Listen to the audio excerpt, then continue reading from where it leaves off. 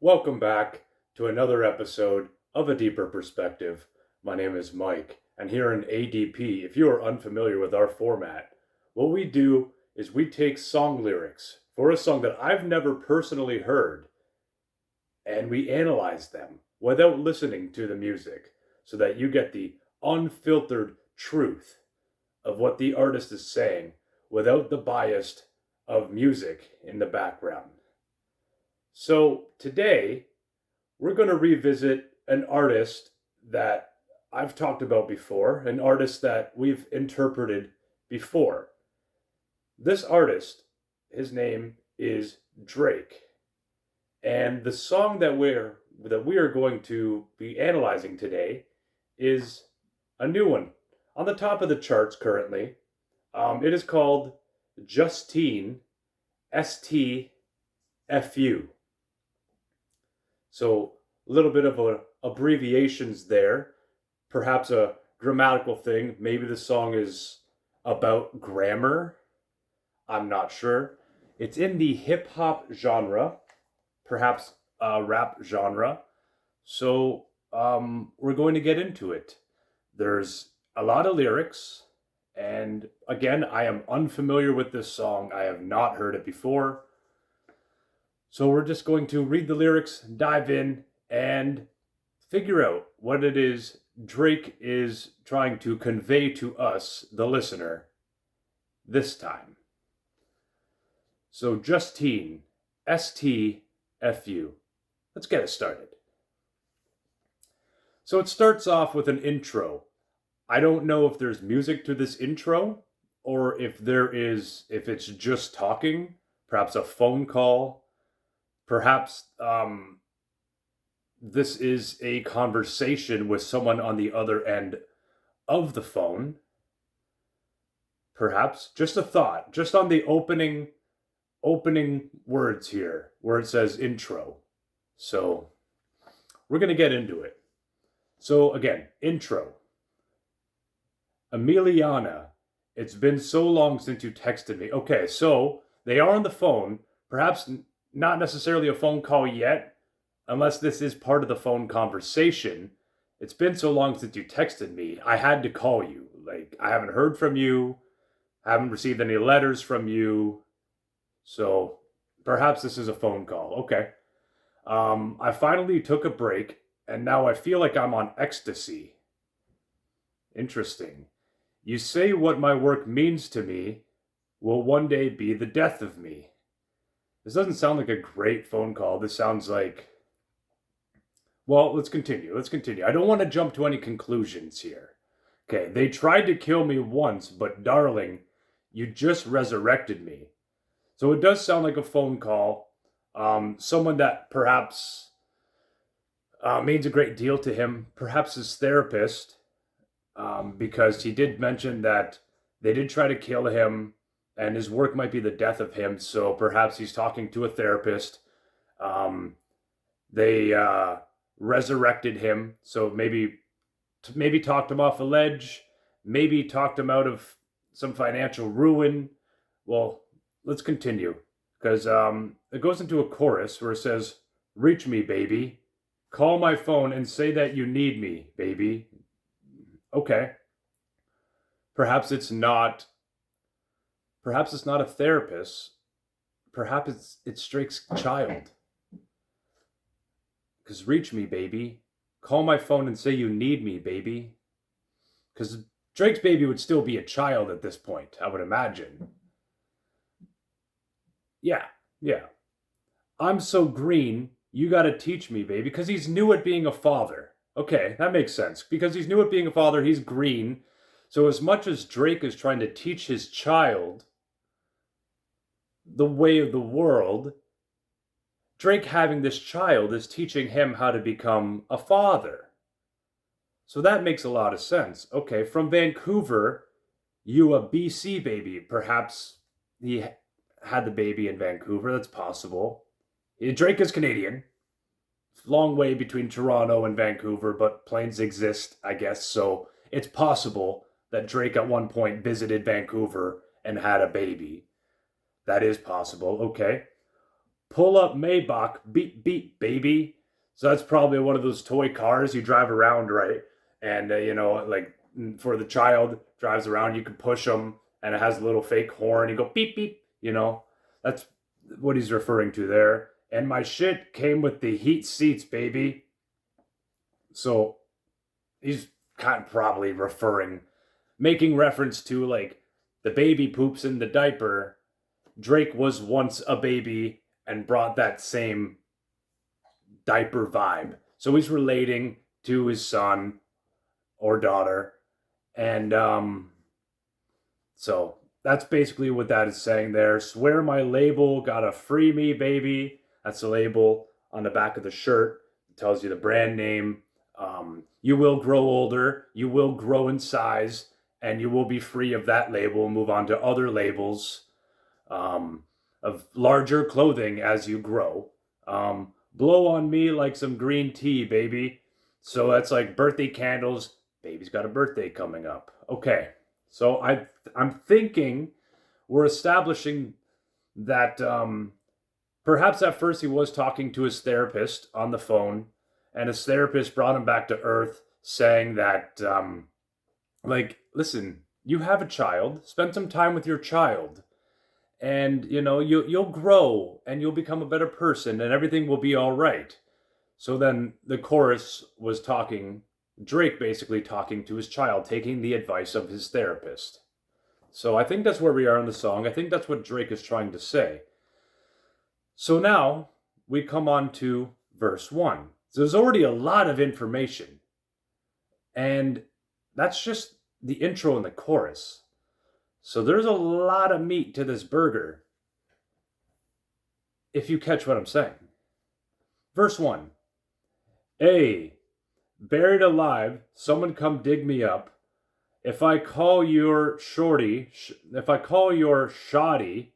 right now, she be picking it up. Okay.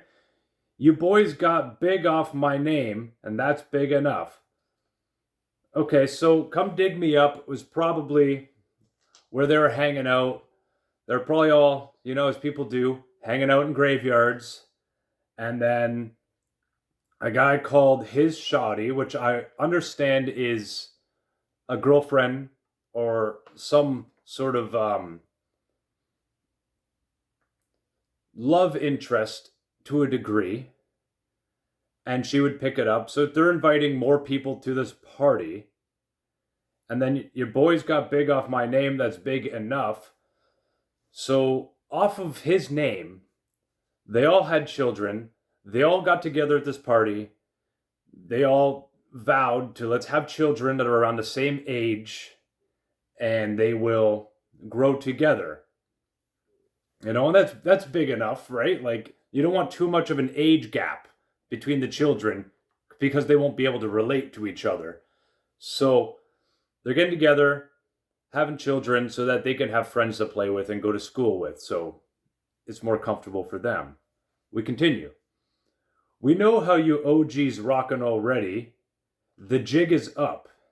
Okay, so rocking in a cradle, right?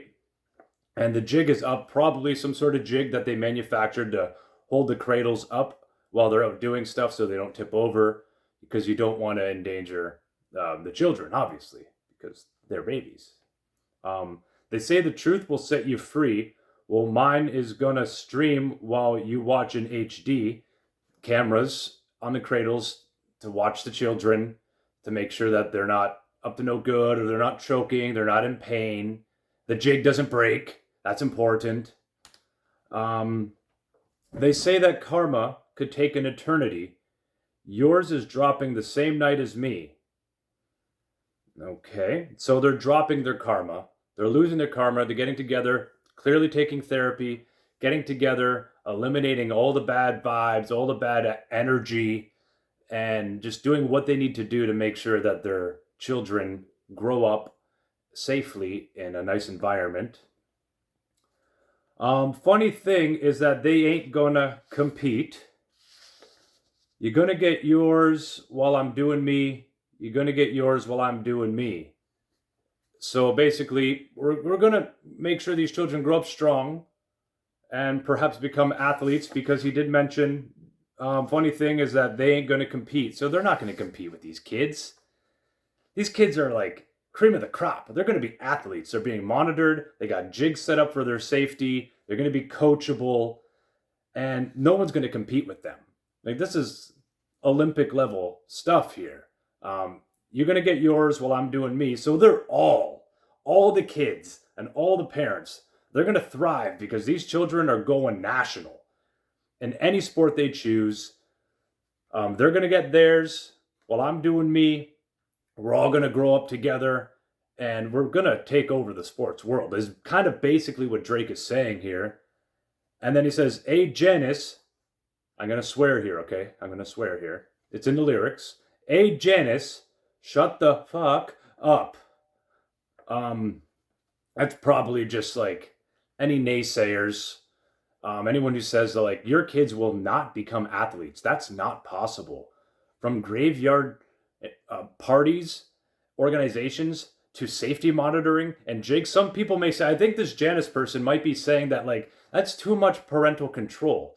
Your children do need to be let off the leash a little bit, or else they're not going to have any experience. But what she doesn't know is that Drake and Drake's friends are strategically creating these perfect specimens, like hybrid sports athlete humans, carefully monitored and almost laboratory situations, so that nothing can stop them. They will be unstoppable. These will be super athletic children. So Janice, that's why he says, "Hey, Janice, shut the fuck up." Okay. So we're establishing a narrative here. Everything's coming along smoothly. We get to the second chorus.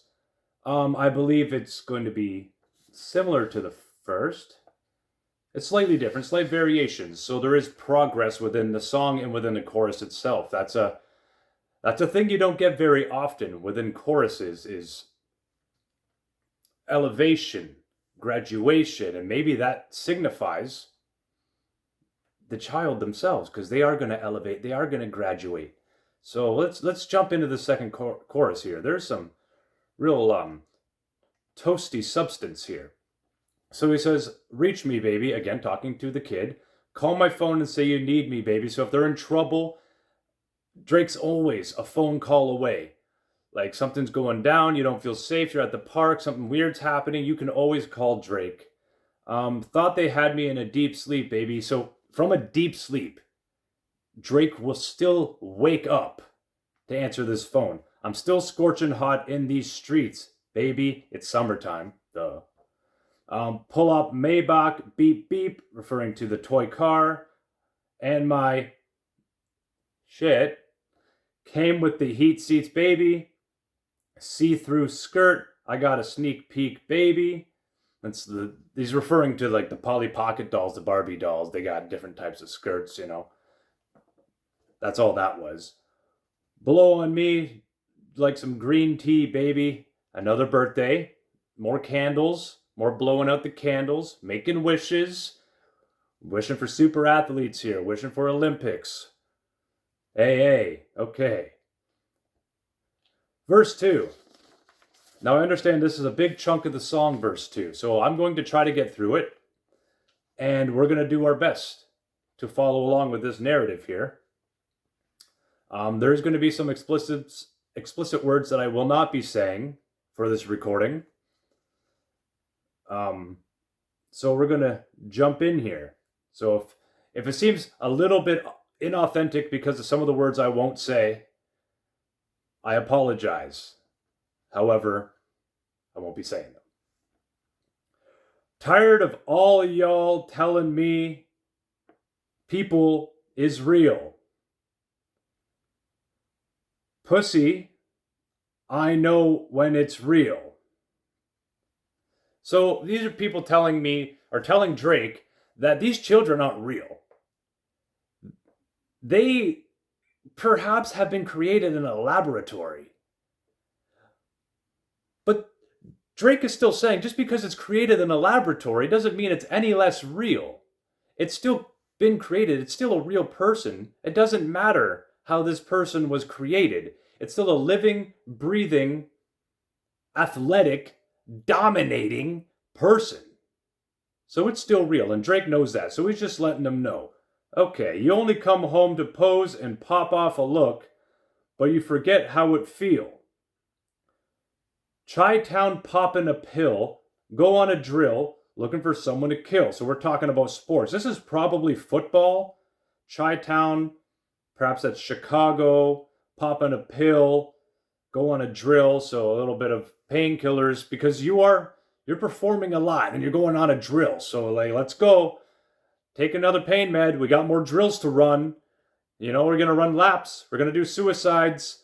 We're going to push that tractor tire, whatever it takes to make a super athlete looking for someone to kill. Get on that field and kill someone. That's what they're talking about. White kids listen to you because they feel some guilt. White kids are probably, again, another term for like new kids coming out onto the field, new kids trying out, but now they got to come up against these super athletes, and this is like it's just not going to happen. So they're feeling a little bit of guilt that they're going to have to lay waste to these new kids coming onto the field. They don't necessarily want to, but they also have to prove that they can handle anything and will get the job done. And that's how your soul gets fulfilled. Absolutely. You're doing what you need to do, your passion, what you were created in a laboratory to do. You're going to be fulfilled. Handing out turkeys on camera inside of your hood. Then you go back to the hills. So the team probably organized a barbecue or a raffle, a dinner raffle to help fund more sports programs so that these athletes can continue to do what they do. So that's basic stuff, very easy to decipher. You go back to the hills. Well, that's where they're training. They're running up hills, coming back down the hill, running back up the hills. It's just more training, easy to decipher. How many houses you build, part-time jobs. Kids need part-time jobs because the raffles don't fund it all the way. So they do need a little bit of extra money to continue their sports endeavors. Okay, how many souls did you heal off the back of your deal? Basically, how many people are you bringing along with you? All your friends that were created in these laboratories, you taking them all with you? Absolutely. Absolutely. So we're healing all the souls on the back of these deals. The deals are the contract signings for the sports athletics and whatnot. The difference between getting you out of your deal and letting you out of your deal. Difference between getting you out of your deal and letting you out of your deal. Damn against your will. How many new names do you got on your will? Damn. Okay, so they're talking about deals, getting out of deals, signing the larger teams, moving up into business, and how many new names do you got on your will? So clearly, they're continuing to create more of these super athletes in these laboratories, and more people are coming up, and they're tight. Like, they're all a tight-knit community. So every time there's new ones coming out of the lab, they're all part of the will. We want to make sure everyone is taken care of. That's simple. How many more times is y'all gonna keep calling it soft when it's silk? That's the uniforms. Like, it's soft, yes, but it's not like other people's uniforms. Other people's uniforms are soft, and you could call it that, but ours are silk. These uniforms are made in a lab for these children. It's silk. How many more interviews y'all gonna do just get iced to chill? Interviews and ice baths, athletes, easy. Try to cover it up like a quilt. Rari go skirt on a boy like a kilt. Keep it 100 on a paper like wilt. Tricking it off on her, paying her bill. So we're talking about what's going on here. So they're covering up with quilts, staying warm after the ice bath. That makes sense. Talking about kilts, dressing nicely, cultural. That's nice. Fancy formal events. Sometimes dressing up in a kilt. Perhaps there's some Scottish bloodline here. And then paying the bill. Well, of course, you got to pay the bill. You're making the money. You're athletic. And the bill might be a metaphor for the toll it takes on your body. So you're paying that bill. But it's what you love to do. So you're going to keep doing it. That's just how I do the sauce and the spill. These hoes know how I pop it for real. Okay, so fill in the pool. This is a barbecue. Fill in the pool with the hose and pop it for real as water balloons. And then the sauce will spill, right? So they're grilling and they're doing some barbecue. Okay. These hoes know how I pop it for real. Yeah, the hose with the water balloons. I made way too much in a week. Must be 250 at least. Like the money just grew off a tree. Like the money just came in for free. Okay, so again, we're pushing the narrative in the story. Now the kids are a little bit more grown up. They're successful athletes now. And they are making a lot of money. People like Janice were the ones saying that this wasn't going to work. So, proving her wrong, they're making a lot of money. Okay, MRI machine scanning my knee. Oof. So he may not be a super athlete like the children are. So he does have to get an MRI machine, which he owns, of course, and scanning his knee. Like, how long you been running the streets? For real. That's the kids asking. Like, Dad, like, you're not created like we were. You don't have to keep running. You don't have to keep trying to prove that you can keep up with us. You have nothing to prove. You created us, and that's all we needed you to do. We thank you for that. She texts me like, we in Paris, like 200 deep, for real. So that's where the sports tournament is taking place. They're in Paris. So Drake might not be able to attend because his knee is in rough shape. So he's not able to be there to watch his children succeed in Paris. This is probably about the Olympics that took place in Paris not long ago. Yeah, okay. That checks out. So his children were at the Olympics in Paris. So this is like a story almost of the past, like the upbringing. I didn't realize Drake had older children than he does. Interesting. This is almost like a confessional. Huh. Interesting. And I bought a whip for my brother. Same body, 2 different colors. Now I know whip means car.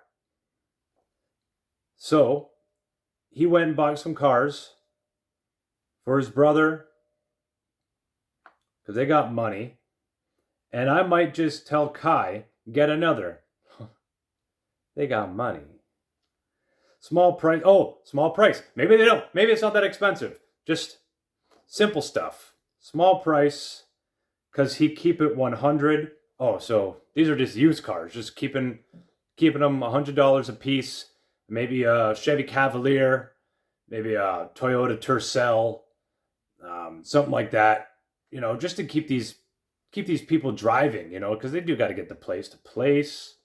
And I might book a flight out to London. Okay, so yeah, he's going to try to meet with his children, even though his knee's a little messed up. But he's going to try to fly out to London. Maybe Paris might be a little bit too difficult to get to at the moment in his current state. So he's going to meet them in London, and his children could probably come down to London to meet them.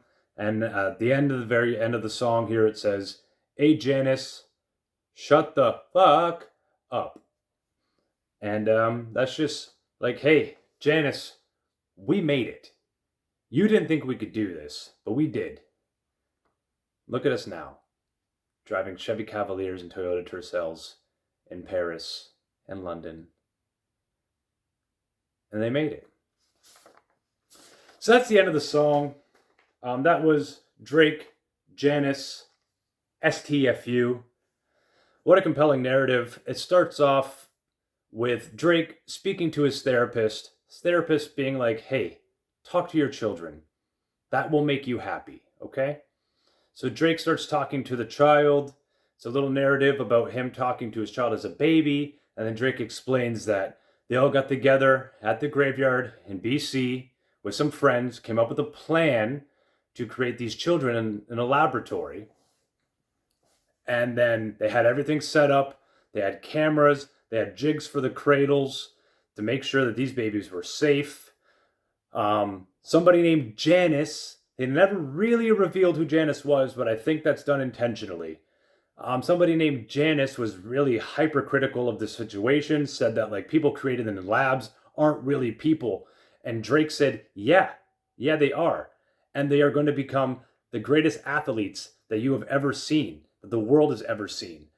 So then basically they did.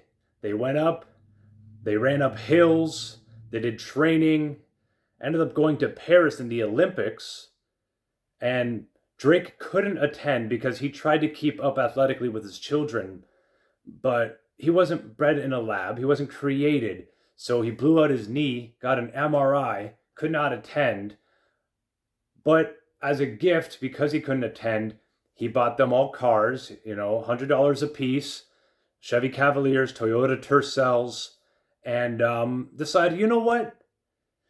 The least I can do is fly out to London. I can't quite make it to Paris, but I can fly to London and they will meet me there. And together we will say, hey, Janice, shut the fuck up. So that's the song. Thank you for watching another episode of A Deeper Perspective. My name is Mike for ADP. And I hope you are a little bit more reflected as to what Drake, the artist, was talking about in this song. And I want you to have a great night, a fantastic night. Have a great dinner and eat some Ringolos. Thank you.